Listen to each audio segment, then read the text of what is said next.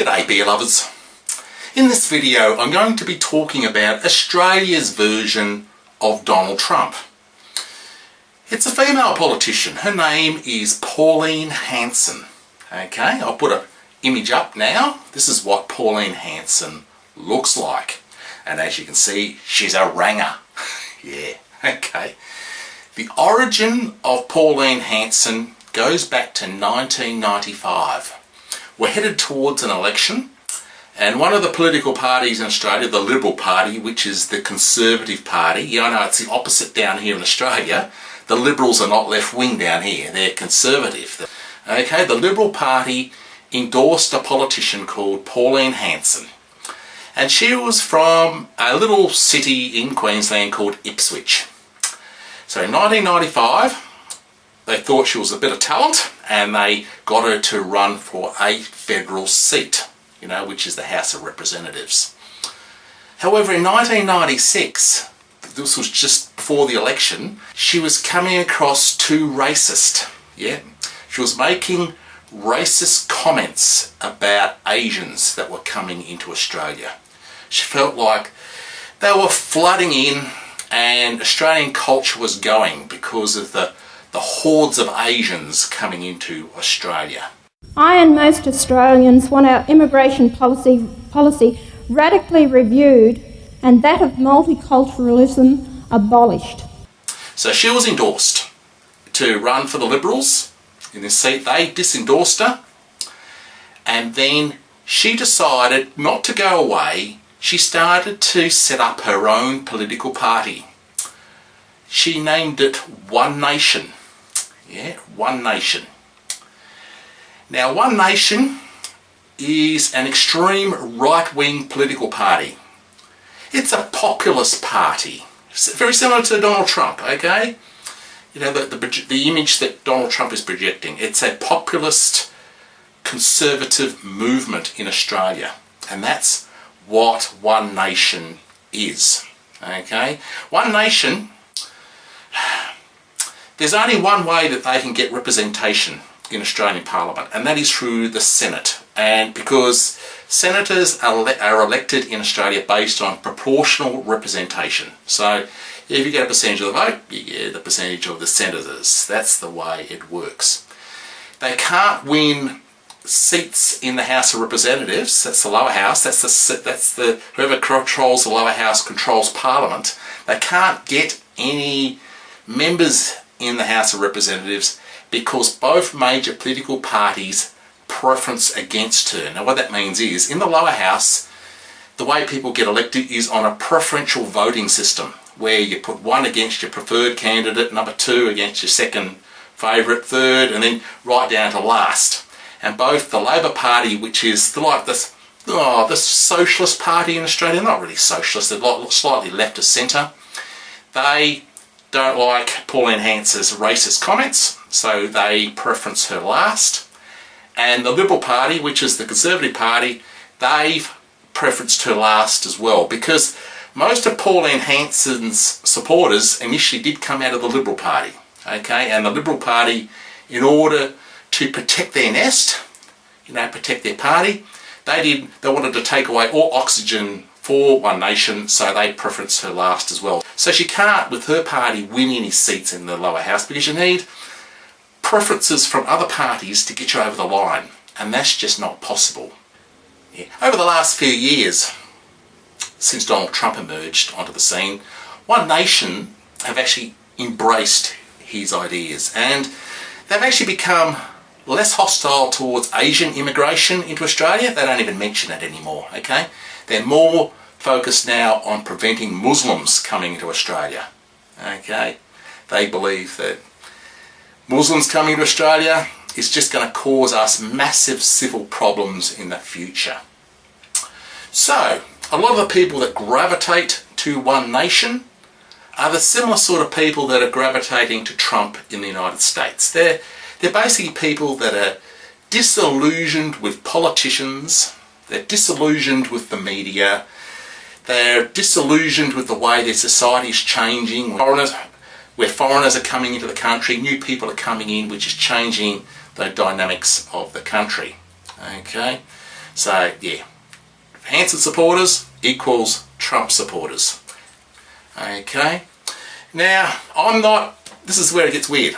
I love Trump, but I can't stand Pauline Hanson. No, I just fucking can't vote for her. Okay, now this is where they're both similar. Okay, Pauline Hanson, Donald Trump, when they talk to people, they dumb down to people. You know, they don't talk like smart-ass politicians with a silky voice. No, they dumb down to people. Okay, that's what she's got in common with Donald Trump. However, Pauline Hanson lacks Donald Trump's charisma. She just fucking hasn't got a personality. Now, Trump, his background, he's a multi-billionaire, very successful businessman. What's Pauline Hanson? Okay, before she got into politics, her family used to run a fish and chip shop in Lismore in Queensland. So that's her background. Now, and the biggest thing of all is that Trump's intelligent. Okay, end of the day, Trumpy is very intelligent.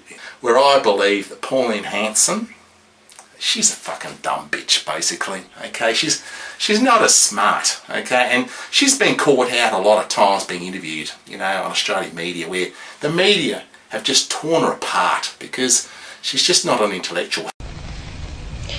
Are you xenophobic? Please explain. Xenophobia means a fear of all things foreign. No, I don't think I am. However, that's what people love about her. They love the fact that she's not a politician, that she's down to earth, okay? Similar to Donald Trump and his appeal. The thing also is, Pauline Hanson lacks people skills. She just falls out with people in her own party. You know, like every time we have an election and some of her people get in her party, she just has a big fight with them and they end up leaving. And then they hold down their seats and their Senate positions as basically independents. You know, so, you know, she achieves things by getting numbers into Parliament, but then she loses them because no one can get on with her. That's the feeling I'm getting. She gets on with the Australian people, or some of the Australian people, the people that resonate with what she's saying, but she doesn't really get on with other politicians or other wannabe politicians.